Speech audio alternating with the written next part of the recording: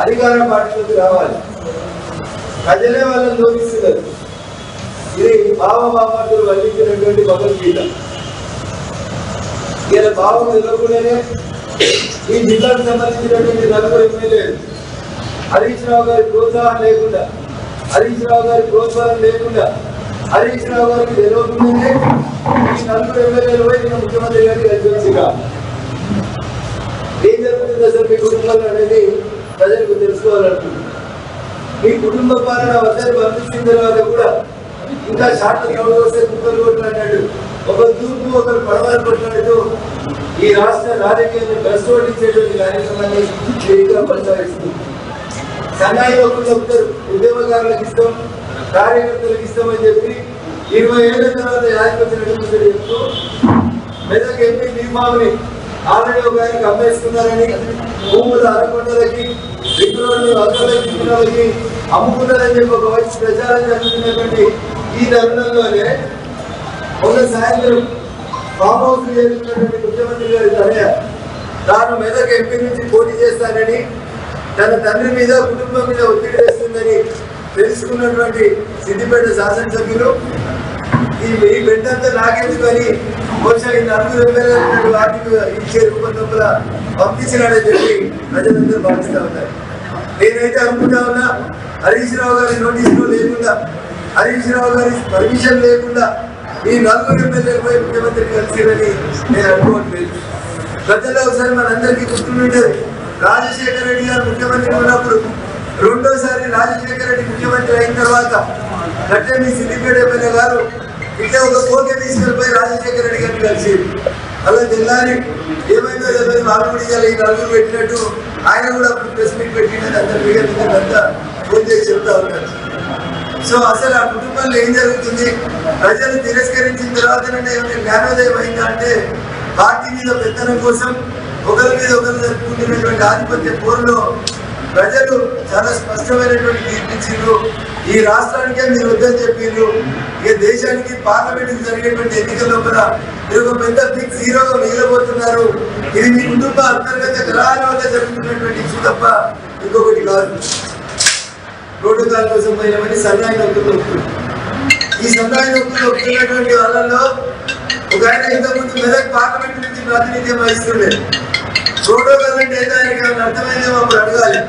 ఇవాళ ప్రోటోకాల్ ఏమైనా వచ్చిందా? 2 రోజులు పోలీసులు ఎస్కార్ట్ రాకపోతే మీకు భయం అవుతుందా? ఇప్పుడు ప్రోటోకాల్ ఎందుకు?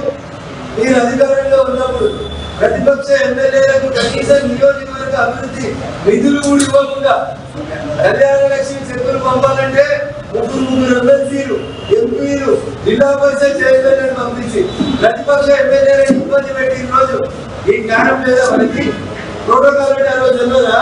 జిల్లా ఇన్ఛార్జ్ మంత్రిలో నడ్డం పెట్టి ఎమ్మెల్యేలకు వచ్చినటువంటి నిధులని దోచుకపోతే చివరికి కోర్టుపై పిటిషన్ వేసుకోవాల్సినటువంటి దుస్థితి కల్పించింది. ఎవరు తెచ్చి దుష్ట సంప్రదాయాన్ని భారత రాష్ట్ర సమితి అయినటువంటి మీరు, మీ నాయకుడు చంద్రశేఖరరావు గారి నాయకత్వంలో మీరు ప్రతిపక్షాలను నిర్వీర్యం చేసుకోవాలని చూస్తే నీవు నేర్పిన విద్యయే కదా నీరజాక్షాన్ని. నేను 4 పోయారు, రేపు 26 పోతారు, మొత్తం 26 మంది జమ అయినాక నువ్వెట్లయితే కండువాలు కప్పినవో రేపు కాంగ్రెస్ పార్టీ కూడా నీకు అదే బుద్ధి చెప్తుంది. దాన్ని ఇక్కడ డౌట్ ఏముంది? క్రిస్టల్ క్లియర్ కనబడుతుంది. నువ్వు కూడా అంటే ఇద్దరిని నియోజకవర్గ అభివృద్ధి కోసమని, ప్రోటోకాల్ కోసమని నువ్వు కూడా ఇట్లే కలిసినావు కదా. అప్పుడు ఇద్దరిని అప్పుడు కలిసి మొత్తం నీకు 2/3 వచ్చిన తర్వాత ఒకటే రోజు కండువాలు కప్పి విలీనమైంది చేస్తావు. ఏం జరుగుతుంది? 3 గుండ్రాలు టర్న్ అవుతా ఉంది. కాకపోతే నువ్వు చేయడానికి 7 ఏళ్ళు పట్టింది, 17 ఏళ్ళు కూడా అవసరం లేనట్టు వచ్చింది కాంగ్రెస్ పార్టీ. ఎందుకంటే సిద్ధాంతిక వృద్ధురాలు కాబట్టి, 100 సంవత్సరాల ఎక్స్పీరియన్స్ ఉంది కాబట్టి మీరందరికి సరైనటువంటి రీతిలో బుద్ధి చెప్పేందుకు ఈ సొంత ఎమ్మెల్యేలు ఆగింది నీ అల్లుడు వీళ్ళంతా కలిసి నీకేదో చేస్తున్నారు అనేది నీకు అర్థం కావాలి. అందుకని తెలంగాణ సమాజానికి, తెలంగాణ మేధావులందరూ కూడా నేను ఒకటే అప్పీల్ చేయదలుచుకున్నాను. రానున్నటువంటి పార్లమెంట్ ఎన్నికలలో బారాస ఓటేస్తే అది కోమటి చెరువు వేసినట్టయితుంది, హుస్సేన్ సాగర్ వేసినట్టయితుంది, మూసీ నది వేసినట్టయితే తప్ప ఒక్కరికి ఉపయోగం ఉండదు. ఒక ఎంపీలో పొరపాటున, ఒక ఎంపీలో 2 ఎంపీలో గెలిస్తే 20 ఏం చేయాలి? రేపు ఏం చేయడానికి కూడా కాదు. అందుకని దయించి విఘ్నులైనటువంటి తెలంగాణ సమాజం అంతా ఈరోజు ఆలోచించాలి. ప్రపంచమంతా నరేంద్ర మోడీ గారి నాయకత్వాన్ని స్వాగతిస్తూ ప్రపంచమంతా రామమయం వైపు నడుస్తూ ఉంటే ఈ రోజు మరి తెలంగాణ సమాజం వెళ్ళిపోతుంది. రేపు ఎన్నికలు వచ్చినప్పుడు ఎవరి పక్షాన్ని నిలబడాలనేది ఒకసారి దయచేసి ఆలోచించాలని చెప్పి విఘ్నులైనటువంటి తెలంగాణ సమాజానికి ఈ సందర్భంగా అప్పీల్ చేస్తూ నేను కర్మ సిద్ధాంతంతో ఈ ప్రెస్ మీట్ ఎందుకు ప్రారంభించిన అంటే కర్మ మీకు చూపిస్తా ఉంది, కర్మ మీకు సమాధానం చెప్తా ఉంది, ప్రకృతి మీకు సమాధానం చెప్తా ఉంది. మీరు అసెంబ్లీకి నడవలేని స్థితులలో మీ ఇంట్లో 2009లో ఎట్లయితే మీ అధ్యక్ష పదవిని పుంజుకోవడానికి కొట్టడం జరిగినాయో ఆ రోజు 9 సీట్లు గెలిస్తే 2009లో ఎట్లాంటి కుమ్మరాటలు మీ కుటుంబాలు జరిగినాయో ఇలా మళ్ళీ సేమ్ రిపీట్ అవుతా ఉంది. కాబట్టి ప్రజలారా బారాస అధ్యాయం మొన్నటి ఎన్నికలతో ముగిసింది. బారాసకి భవిష్యత్తు తెలంగాణలో లేదు. టీఆర్ఎస్ బారాసని మార్చినప్పుడే వాళ్ళు పేగుబంధం తెచ్చుకున్నారు. వాళ్ళు ఈ ప్రజలతో మాకు సంబంధం లేదనుకున్నారు. ఇప్పుడు కూడా వాళ్ళు ఎంతసేపు ఎంపీని ఎట్లా అమ్ముకుందాం, ఎట్లా డబ్బులు సంపాదించుకుందాం అనేటువంటి ఆశలు తప్ప ఈ తెలంగాణ సమాజానికి తెలంగాణతో బారాసతో ఉపయోగం లేదు. కాబట్టి ప్రజలు ఆలోచించి భారతీయ జనతా పార్టీని భవిష్యత్తులో జరిగేటువంటి పార్లమెంట్ ఎన్నికలను ఆశీర్వదించాలని చెప్పి నేను ఈ సందర్భంగా ప్రజలకు అభ్యర్థన చేస్తాను. ఇప్పుడు టీఆర్ఎస్ పార్టీ అధికారంలో ఉన్నప్పుడు ప్రతిపక్ష ఎమ్మెల్యేలు కాంగ్రెస్ ఎమ్మెల్యేలు ఒకరికొకరిని కలిసి నియోజకవర్గాల అభివృద్ధి కోసమే కలిసి ఎప్పుడైతే మెజారిటీ ఎమ్మెల్యేలు వాళ్ళ దగ్గర అనుకూలంగా మారిందో అప్పుడు టీఆర్ఎస్ ఏం పాత్ర పోషించిందో ఇలా కాంగ్రెస్ పార్టీ అదే పోషిస్తుంది. మిమ్మల్ని మీరు ఎక్కువ ఊహించుకొని రేవంత్ రెడ్డి గారు ప్రధానమంత్రికి కలవలేదా? ఈ స్థాయి అది కాదు, మీరు అది కాదు, మీకు అంత లేనే లేదు. అసలు మీకు ప్రోటోకాల్ పాటించలే. మీరు అధికారంలో ఉన్నప్పుడు మీరు ప్రతిపక్ష ఎంపీటీసీలను గౌరవించలే, సర్పంచ్ని గౌరవించలే, జడ్పీటీసీలను గౌరవించలే. ఇవాళ చెప్పలేదు అయ్యా సుభాష్ గారు, ఇవాళ చెప్తే దుబ్బాక మున్సిపాలిటీలో మా పార్టీకి సంబంధించిన కౌన్సిలర్ ఒక ఆయన ఉంటాడు మల్లారెడ్డి, ఒకడే ఒక కౌన్సిలర్ 10 కోట్ల రూపాయలు నేనుండగా టీయూఎఫ్ఐటీసీ కింద దుబ్బాక మున్సిపాలిటీ డెవలప్మెంట్ కోసం వస్తే ఒక్క కౌన్సిలర్ పైసలు 25 లక్షలు తీసుకొని మిగతా అందరు కౌన్సిలర్లకు పంపిన ఈ ప్రభాకర్ రెడ్డి ఇవాళ ప్రోటోకాల్ లేదని మాట్లాడుతున్న సిగ్గుందా అసలు మంచికి? 10 లక్షలు ప్రతి కౌన్సిలర్ కి 50 లక్షలు పంచాలి.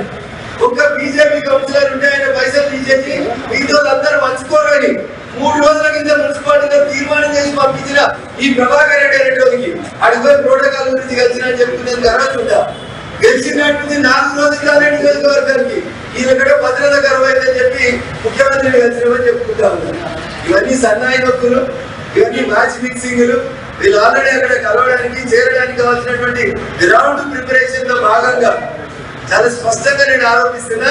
సిద్దిపేట ఎమ్మెల్యే గారి అనుమతితోటే ఈ జిల్లాలో ఉన్నటువంటి 4 ఎమ్మెల్యేలు ఆయన కలిసిండ్రు. ఏదో మన కుటుంబంలో రొల్లైతే దాన్ని పాసిఫై చేసేదానికి ఇవన్నీ బహానాలు చెప్పి రేవంత్ రెడ్డి గారు అనేది అని చెప్తున్నారు. మరి కేసీఆర్ ముఖ్యమంత్రి ఉన్నప్పుడు కూడా కలిసింది కదా మోడీని. ఆ రోజు ఎందుకో మీడియా అడగలేదు, నువ్వు పోయి బీజేపీని కలుస్తున్నామని అడగలేదు. కాంగ్రెస్ ఎమ్మెల్యేలను మిగిలినప్పుడు ఒక్కొక్కరిలో గెలిచి డెవలప్మెంట్ మిగలేదా కేసీఆర్ అడగలేదు. ఇవాళ ప్రజాస్వామ్యం వచ్చింది, నీకు జోరు వచ్చిందంటే చంద్రశేఖర్ రావు అనేటువంటి మేమందరం కలిసి ఇంటికి పంపితే కనీసం మీడియా కన్నా ఈ మాత్రం ప్రజాస్వామ్యం వచ్చిందని మా మీడియా మిత్రులు గమనించాలని అప్పీల్ చేస్తాం. సిద్దిపేట ఎమ్మెల్యే అందరూ కాంగ్రెస్ లో కలుస్తారా, బీజేపీలో కలుస్తారా? తర్వాత ప్రస్తుతం మెదక్ ఎంపీకి కవిత గారు పోటీ చేస్తారని, ఆ టికెట్ తనకు కావాలని ఇంట్లో ఒత్తిడి చేస్తుంటే ఈ బరువు నేనేడ మోస్తా అని చెప్పి కుటుంబాన్ని బెదిరించడానికో బ్లాక్ మెయిల్ చేసినట్టుకో లేదా బరువు పోయలేదనో ఆయన ముందుగానే పంపించడమో అనేది ఇంటెలిజెన్స్ వాళ్ళు మాకు చెప్పినటువంటి సమాచారం. నేను చెప్తా ఉన్నా కదా, జాతర అయితే వాళ్ళకి ప్రజల మీద విశ్వాసం ఉంటే, వాళ్ళు చేసినటువంటి అభివృద్ధి మీద వాళ్ళకి నమ్ముకుంటే 5గురిని పోటీ చేయమని ఒక కేసీఆర్ హరీష్ రావు గారు ఒక జయరాబాద్ చేయమని, కేసీఆర్ గారిని మెదక్ చేయమని చెప్పు, కేటీఆర్ పోయి కరీంనగర్ చేయమని చెప్పు, కవితను పోయి నిజామాబాద్ చేయమని చెప్పు, సటకుని కొడుకు సంతోష్ గారిని పోయి అక్కడ ఆదిలాబాద్ దత్తత తీసుకోమని ఆడ కూడా పోటీ చేయమను, లేకపోతే మహబూబ్ నగర్ పోయి పోటీ చేయమను. 5గురు గెలిచి వస్తే నేను శాశ్వతంగా రాజకీయాల నుంచి తప్పు. నువ్వు పోటీ చేస్తారో 5గురు అడుగువాలి. జనం వద్దనుకున్న తర్వాత మనకి దీనివల్లకి బయటికి తీసిన మొదటి పరిస్థితి కదా టీఆర్ఎస్ నెల రోజులు అధికారం లేకపోతే ఆగమాగం అయిపోతున్నారు. ముందు పోలీసెస్ రాకపోతే ఆగమాగం అయిపోతున్నారు. అమిత్ షా నేను చెప్పిన పనిచేయలేదని ఏడుతున్నారు తప్పు పెట్టుకోరు. మరి మీరు ఏడిపించినప్పుడు ఎట్లా ప్రతిపక్ష ఎమ్మెల్యే బాగుందా? సంబంధం లేకుండా మేము ఎంపీలో ఉన్న మాకు ప్రోటోకాల్ ఉంటుందని ఉరికొచ్చి కదా ఇలా కనబడుతుందా నీకు పరిస్థితి? నెలకే కింద చెట్ల ఇంకా చాలా రోజులు చూడాలి కదా.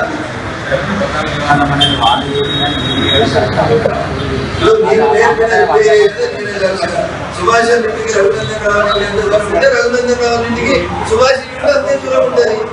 ఇష్యూ నేను సమర్థిస్తున్నానా మీరు రాస్తున్నారా కాదు. ఇష్యూ ఏంది? నువ్వేం చేసినావో నీకు అదే కర్మ తాకుతుంది అని చెప్పినాడు. అదే తాకుతుంది ఏం చెప్తున్నావు? నువ్వు తప్పు చేసినావు, నువ్వు సరైన రీతిలో నడవలేదు కాబట్టి వాళ్ళు కూడా అట్లే నడుస్తారు. క్వశ్చన్ చేసే అధికారం నీకు ఎక్కడ ఉంటుంది? నువ్వు 2/3 ఎమ్మెల్యేస్ వస్తే తీసుకుంటా అని చెప్పినావు కదా, మండలి మొత్తం తీసుకున్నావు కదా, రేపు వాళ్ళు కూడా అదే చేస్తారు అంటున్నారు. ఇద్దరికి తప్పుడు విధానాలే, ఇద్దరు తప్పే చేస్తున్నారు అని చెప్తా ఉన్నాడు. ముందు నాగం తప్పే నడిచింది, వెనక నాగం కూడా తప్పే నడుస్తుంది అంటున్నాడు. భారతీయ జనతా పార్టీ నాయకులు ఎక్కడ కూడా క్రమశిక్షణ తప్పలేదు. నేను నా 3 సంవత్సరాలు ఎమ్మెల్యే ఉండి ఎన్నిసార్లు ప్రోటోకాల్ ఉల్లంఘించేటువంటి ఇంటి లోపల బారాస ప్రభుత్వం పనిచేసిన. సిద్దిపేటలో మెడికల్ కాలేజ్ ఓపెన్ చేస్తారు, ఇంకా సిద్దిపేటలో మెడికల్ కాలేజ్. సిద్దిపేట జిల్లాలో ఉన్నటువంటి రఘునందన్ రావు ఎమ్మెల్యే పేరు శిలాఫలకం మీద పెట్టలేదు. మేము వచ్చి వీళ్ళలాగా ప్రోటోకాల్ జిల్లా గ్రంథాలయానికి అవతల పక్క రోడ్లు ఓపెన్ చేస్తారు.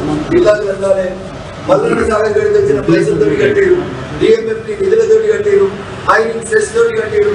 జిల్లా గ్రంథాలయం మీద రఘునందన్ రావు పేరు తప్ప మిగతా అన్ని పేర్లు పెట్టుకుంటారు. ఆ రోజు ప్రోటోకాల్ ఉల్లంఘించినట్టు కనబడలేదా? ఇవాళ ప్రోటోకాల్ ఉల్లంఘించిరా? మీరుతో ఒక శిలాఫలకం దగ్గర గొడవ జరిగితే ప్రోటోకాల్ ఉల్లంఘించిరా? మేము చాలా మర్యాదస్తున్నాం, చాలా సంయమనంతో ఉన్నాం, చాలా ఓపికతో ఉన్నాం.